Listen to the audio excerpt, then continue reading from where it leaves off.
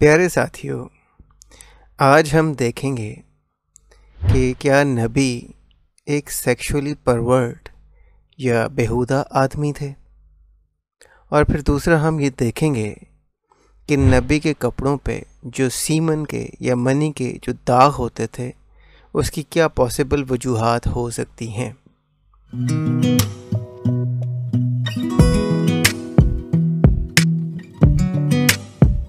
लेकिन आगे बढ़ने से पहले मैं आप सबसे ये रिक्वेस्ट करना चाहता हूँ कि कुछ साथियों के कहने पर उन्होंने कहा कि वो मुझे सपोर्ट करना चाहते हैं और उन्होंने कहा कि मैं पैट्रियन का एक पेज बनाऊँ।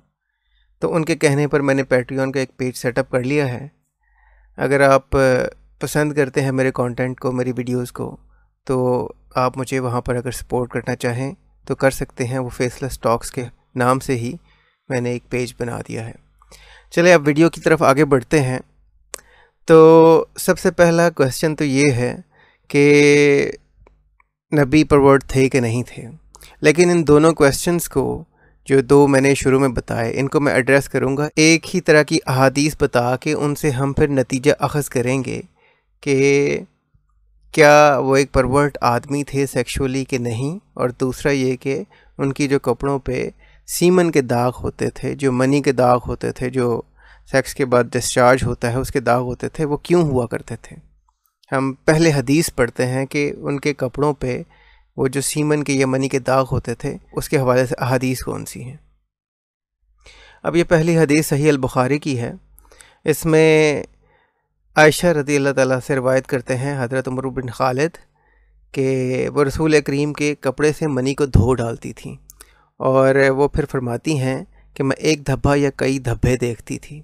और ये सही बुखारी की 232 नंबर हदीस है। यानी कि आयशा कपड़े से मनी को धो डालती थी, उस पर एक या काफ़ी सारे धब्बे होते थे। फिर एक और हदीस है सुनन अबी दाऊद की 373 सही हदीस है। सलमान बिन यसार कहते हैं कि मैंने उम्मुल मोमिनीन आयशा को कहते सुना कि वह रसूल के कपड़ों से मनी धोती थी। कहती हैं कि फिर मैं इसमें एक या कई धब्बे और निशान देखती थी। यानी कि कपड़े धोने के बाद भी उनको एक या कई धब्बे निशान नज़र आते थे। अब इसमें जो नबी का कहना है, मैं सिर्फ ये कहना चाहता हूँ कि नबी जो थे वो इस बात के बिलीवर थे जो जब आप सेक्स करते हैं तो आपको अंदर ही डिस्चार्ज करना चाहिए ख़ातून के। तो उस हवाले से अहादीस जो मिलती हैं मैं आपको बता दूं, वो पढ़ के सुनाता हूं, फिर मैं आगे आप फर्दर डिस्कस करता हूं। ये हदीस है, सही हदीस है, सुनन अबी दाऊद की 2170। रसूल के सामने उज़ल का जिक्र किया गया तो आपने फरमाया, तुम में से कोई ऐसा क्यों करता है। उज़ल है कि भाई पीनस को डिस्चार्ज होने से पहले ख़ातून के जिस्म से निकाल लेना। तो आपने फरमाया कि कोई ऐसा ना करे, क्योंकि अल्लाह ताला जिस नफ्स को पैदा करना चाहता है वो इसे पैदा करके ही रहेगा। क्योंकि आप ऐसा क्यों करते हो, जबकि अल्लाह ताला जिसे पैदा करना चाहता है उसे तो अल्लाह ताला ने पैदा करना ही है। फिर इसी तरह की एक हदीस यहाँ पर भी मिलती है सही बुखारी की 4138, जिसमें लिखा है, मैं आपको तर्जुमा कर देता हूँ कि मैं मस्जिद में दाखिल हुआ और मैंने अबू सईद अल खुदरी को वहाँ बैठे देखा और उनसे पूछा कोइटस इंटरप्टस के बारे में, कि सेम चीज़ के बारे में, कि भाई हम डिस्चार्ज होने से पहले अगर निकाल लें तो उसने कहा जी कि हम नबी के साथ ग़ज़वा बनु अल मुस्तलिक में गए थे और वहाँ पर हमने कुछ कैप्टिव औरतें पकड़ी थी अरब की, और हमारा दिल कर रहा था कि हम उनके साथ कुछ सेक्स करें, कुछ करें। और जब हमसे बर्दाश्त करना मुश्किल हो गया तो हमने सोचा कि हम इनके साथ कोइटस इंटरप्टस करते हैं, कि जिसमें हम डिस्चार्ज होने से पहले बाहर निकाल लेंगे। जब हमने इसका इरादा किया तो फिर हमने सोचा कि हम क्यों ना पहले नबी से पूछ लें इस हवाले से, जो कि हमारे दरमियान मौजूद हैं। फिर उसमें नबी ने जवाब दिया कि it is better for you not to do so, तुम्हारे लोगों के लिए बेहतर यह है कि तुम ऐसा ना करो, क्योंकि जो सोल, जो रूह दुनिया में आनी है वो पहले से बना दी गई है। अब मैं सिर्फ ये कहता हूँ कि जब नबी इस बात के बिलीवर थे कि भाई कोई भी डिस्चार्ज जो है वो जिस्म के अंदर होना चाहिए, जब भी आप सेक्स करें तो ख़ातून के जिस्म के अंदर डिस्चार्ज करें। फिर मेरा ये क्वेश्चन है कि ये जो नबी के कपड़ों पे सीमन के जो निशान होते थे ये कहाँ से आते थे। नबी के मुताबिक तो वो जिस्म के अंदर डिस्चार्ज होते होंगे अपनी बीवियों के या बांदियों के या व्हाटएवर। तो फिर इनके कपड़ों पे ये जो सीमन के कई धब्बे जो थे ये कहाँ से आते थे। चलें आप मान लेते हैं कि जी उन्होंने अपनी बीवी के साथ सेक्स किया, बाद में एक आधा कोई निशान आ गया, कतरा आ गया, चलो वो लग गया, लेकिन ये जो कई धब्बे और निशान थे ये कहाँ से आते थे। चल इस हवाले से एक थोड़ा सा पढ़ते हैं इसको सीमन लीकेज के हवाले से कि सीमन लीकेज की वजूहात क्या हो सकती हैं। अब ये एक मेडिकल का जर्नल है, इसमें हम देखते हैं कि what to know about semen leakage, जो मनी जो है वो लीक होती है इसकी क्या वजूहात हो सकती हैं। अब जो सबसे पहली कॉज है इसमें ड्यूरिंग सेक्सुअल अराउजल, यानी कि सेक्सुअली जब आप का दिल कर रहा हो, आप हार्डी हो बहुत ज़्यादा, तो सेक्सुअल अराउजल होता है, तो इससे रिलेटेड क्या वजूहात हो सकती हैं। तो उसमें लिखा हुआ है कि सम सीमन में leak out during period of sexual arousal, जब आप हॉर्नी हुए हैं उस वक्त हो सकता है कि ऐसा डिस्चार्ज हो सकता है। फिर फॉर एग्जांपल उन्होंने कहा मिसाल के तौर पर कि सीमन लीकेज में अकर during any type of sexual activity, जब आप सेक्सुअल एक्टिविटी कर रहे हैं, सेक्स कर रहे हैं, तो उस वक्त तो सीमन लीकेज हो ही सकती है, लेकिन जब आप सेक्स कर रहे हैं तो वो अंदर ही होगी बेसिकली। और वाइल हैविंग सेक्सुअल थाट्स, लेकिन जब आप सोचते हैं सेक्सुअल थाट्स को तब भी इस तरह की लीकेज हो सकती है। और लीकेज में आल्सो अकर जस्ट बिफोर और जस्ट आफ्टर इजैकुलेशन, और डिस्चार्ज होने के बाद जब आप फारग हो गए हैं उसके बाद भी लीकेज हो सकती है। लेकिन चूंकि ये लीकेज चलो हम मान लेते हैं कि 1 या 2 कतरे, लेकिन जिस तरह आयशा बताती हैं कि वो कई धब्बे देखती थी, तो उस हवाले से हम इसको भी रूल आउट करते हैं कि वो कई धब्बे थे, सिर्फ एक आधा कतरा की बात नहीं हो रही। तो अगर हम इस चीज़ पे फोकस करें वाइल हैविंग सेक्सुअल थॉट्स, कि जब आपके दिमाग में हर वक्त सेक्सुअल थॉट्स चल रही हों, तो इस हवाले से अगर हम बात करें तो हम ये देखने की कोशिश करते हैं कि क्या नबी के दिमाग में हर वक्त सेक्सुअल थॉट्स चलती रहती थी जिसके बायस ये सीमन के डिस्चार्ज जो थे कपड़ों पे लग जाते थे, ये हो सकते हैं। अब ये पूरा सिर्फ हिपोथेसिस है, ये मेरा अंदाज़ा है, अब ये गलत भी हो सकता है, लेकिन कम से कम हम ये ज़रूर से निकाल लेंगे कि भाई वो सेक्सुअली परवर्ट थे या नहीं थे। आगे देखते हैं कि भाई ये बात कि उनके दिमाग में हर वक्त सेक्सुअल थॉट्स रहती थी कि नहीं रहती थी, इसके हवाले से थोड़ा सा पढ़ने की कोशिश करते हैं। अब ये एक हदीस है, सही हदीस है सुनन नबी दाऊद की। जाबर रज़ी अल्लाह से रवायत है कि रसूल ने एक औरत को देखा तो अपनी बीवी ज़ैनब के पास आए और उनसे अपनी ज़रूरत पूरी की। फिर सहाबा कराम के पास गए और उनसे अर्ज़ किया, औरत शैतान की शक्ल में नमूदार होती है, तो जिसके साथ इस तरह का वाक़या पेश आए वो अपनी बीवी के पास आ जाए, क्योंकि ये इसके दिल में आने वाले एहसासात को ख़त्म कर देगा। तो अब हुआ ये कि नबी ने एक औरत को देखा रैंडम, और उस औरत को देखने के बाद उनके दिल में बुरे ख़यालात आए, वो हॉर्नी हो गए, और उसके बाद फिर वो फ़ौरन अपनी बीवी ज़ैनब के पास आए और ज़ैनब से आके उन्होंने जनाब अपनी ज़रूरत पूरी की, और ज़रूरत पूरी करने के बाद आके सहाबा को लेक्चर दिया कि औरत एक शैतान की मानद होती है, और जब तुम किसी औरत को देख के तुम हॉर्नी फ़ील करो तो सबसे पहले अपनी बीवी के पास आओ ताकि तुम्हारे दिल से ये चीज़ ख़त्म हो सके। अब यही चीज़ फिर एक और जगह भी रिवायत हुई है, सही मुस्लिम की 1403 हदीस है कि the woman advance in retires in the shape of a devil, कि औरत शैतान की शक्ल में चलती है। तो जब भी तुम में से कोई बंदा ऐसी औरत को देखे और उसको ऐसी फीलिंग आए तो उसको अपनी बीवी के पास आना चाहिए ताकि वो उसके दिल से वो बात निकाल सके। अब यही चीज़ जो नबी के दिल में उस औरत को देख के गंदे ख्यालात आ रहे थे, इसके हवाले से एक और वाक़या भी मिलता है कि जिसमें नबी जब ज़ैद के घर गए थे तो ज़ैद के घर जाने के बाद ज़ैनब को वहाँ पे देखा था।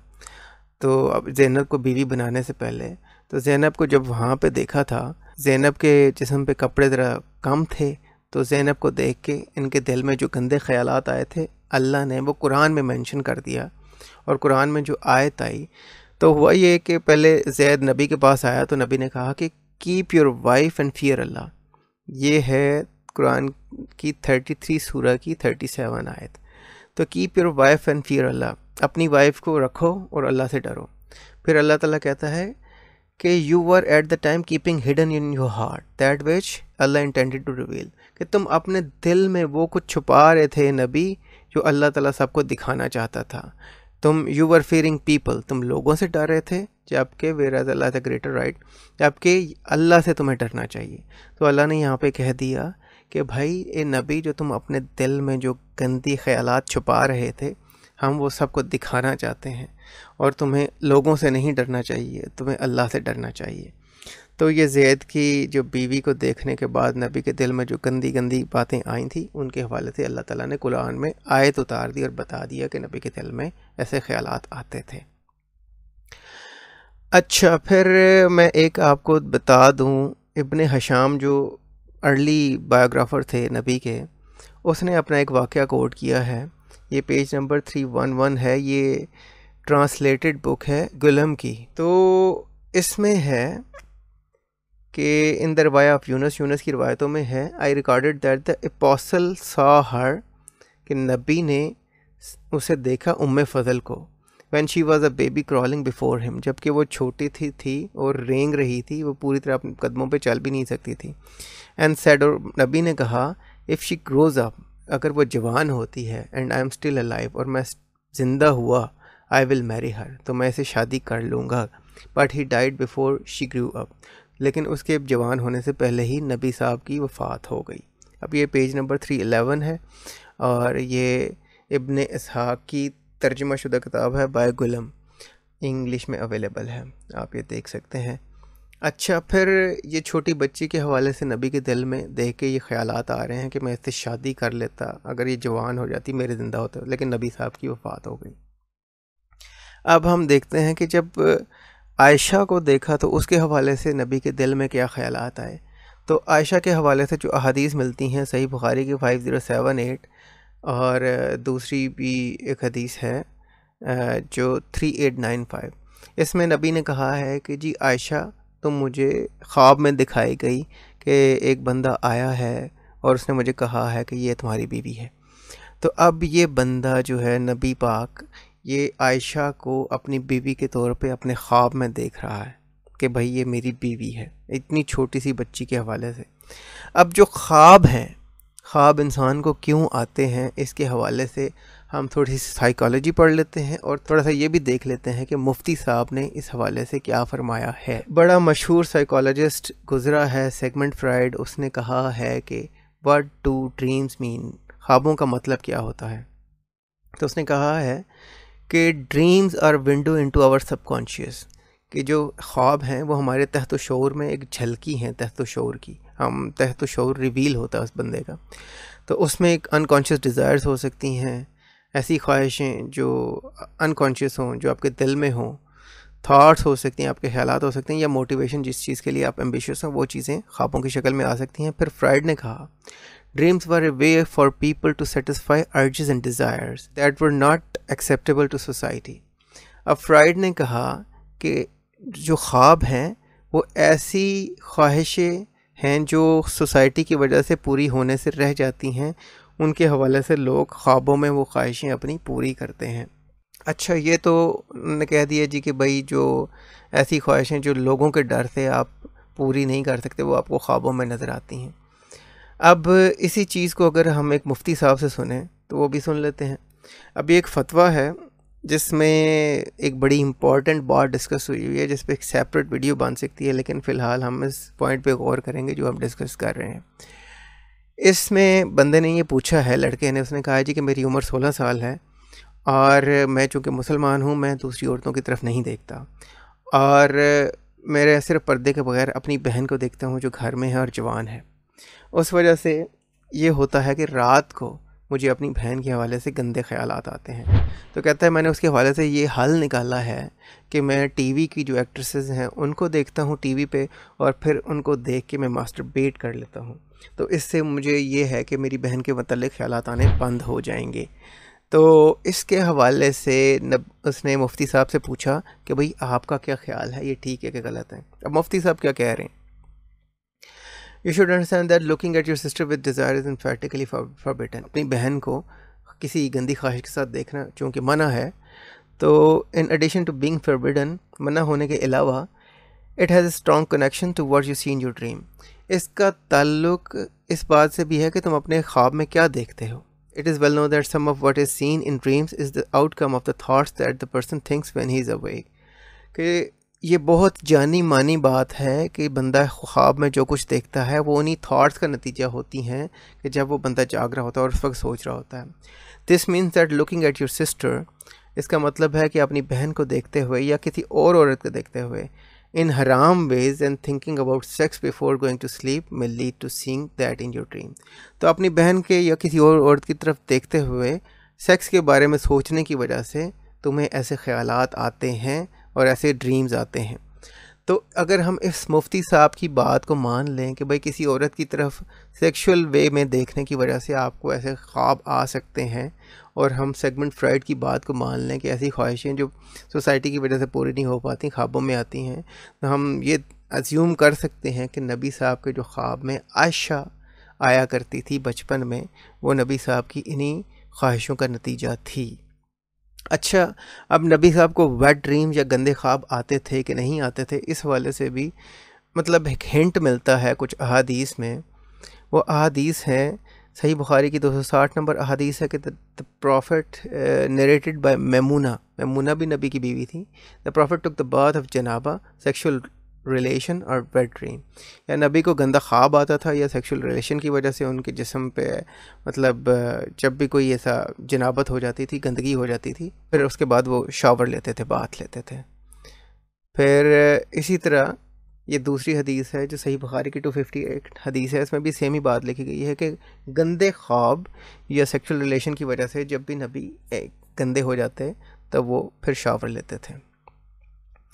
अच्छा, अब बात यहाँ पे ही ख़त्म नहीं होती कि नबी किसी रैंडम औरत को देख के उनको हार्नी फीलिंग आना शुरू हो गई थी, या आयशा को देख के या छोटी बच्ची को देख के उनको ऐसी फीलिंग आना शुरू हो गई थी। तो क्या इसका कोई ऐसा प्रूफ है जो हमें कुरान में भी मिल जाए?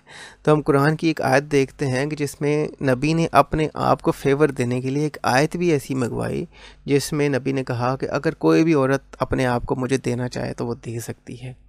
अब ये आयत है 3350। इस आयत का हम उर्दू में तर्जुमा पढ़ लेते हैं कि ए नबी, हमने तेरे लिए तेरी बीवियां हलाल कर दी जिनका तूने महर दे दिया है, और वो लौंडियां जो अल्लाह ताला ने गनीमत में तुझे दी हैं, और तेरे चचा की लड़कियां, पुप्पियों की बेटियां, और तेरे मामों की बेटियां, और तेरे खलाओं की बेटियां जिन्होंने तेरे साथ हिजरत की है, और वो बाईमान औरत। अब ये इंपॉर्टेंट पार्ट है कि और वो बाईमान औरत जो अपना नफ्स नबी को हिबा कर दे, ये उस सूरत में कि खुद नबी भी इसे निकाह करना चाहे। ये ख़ास तौर पर सिर्फ तेरे लिए ही है और मोमिनों के लिए नहीं।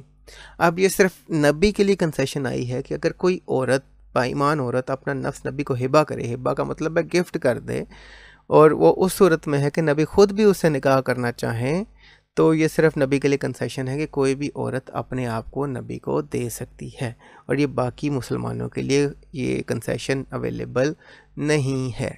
इसके अलावा अगर हम ये देखें कि नबी साहब जो हैं, जो उनकी अज़वाज मुतहरात थीं, वो कितनी बीवियां थीं, इसके अलावा 9 बीवियां थीं नबी की, जिनको वो एक ही रात में सबके साथ सेक्स किया करते थे और सबके घर जाया करते थे, और वो एक ही रात में सब करते थे। इसके हवाले से सही बुखारी की हदीस है 284, जिसमें हमसे अब्दुल आला बिन हमाद ने बयान किया, उन्होंने कहा हमसे यजीद बिन ज़री ने बयान किया, वगैरह वगैरह वगैरह। और अंस बिन मालिक ने फिर बयान किया कि नबी करीम अपनी तमाम अज़वाज के पास एक ही रात में तशरीफ़ ले गए। उस वक़्त आपके पास 9 बीवियां थीं। तो नबी अक्सर अपनी बीवियों के पास एक ही रात में जाया करते थे और सबके साथ एक ही रात में सेक्स किया करते थे। अब ये सारी बातें एक तरफ, फिर हम ये देखते हैं कि नबी ने कितना कहा है कि 72 हूरें मिलेंगी, और इसके अलावा लोंडियों के साथ, उनकी लोंडियाँ अलहदा थीं जिनके साथ वो सेक्स करते थे। तो मैं सिर्फ ये कहता हूँ कि एक तो चीज़ ये कि नबी सेक्सुअली टोटली परवर्ट आदमी थे, उनके दिमाग पे हर वक्त सेक्स छाया रहता था। दूसरी बात ये कि जो उनके कपड़ों पे मनी के निशान थे, जो सीमन के दाग हुआ करते थे, जिनको आयशा खुरच खुरच के उतारती थी और धोती थी, वो निशान जो है नबी के इस हाइपर सेक्सुअल इमेजिनेशन का नतीजा थे कि हर वक्त उनके दिमाग में जो सेक्स के ख्यालात चलते रहते थे, तो उसके हवाले से ये कपड़ों पे निशान पड़ जाते थे। आपको इख्तिलाफ भी कर सकता है, लेकिन इन सारी चीज़ों में जो हमने देखी, एक बात तो कम अज़ कम कंफर्म हो जाती है कि नबी जो थे वो सेक्सुअली एक परवर्ट आदमी थे। Thank you very much. और अगर आप चाहें तो मुझे सपोर्ट कर सकते हैं पैट्रियन पे। Thank you very much and stay away from Islam.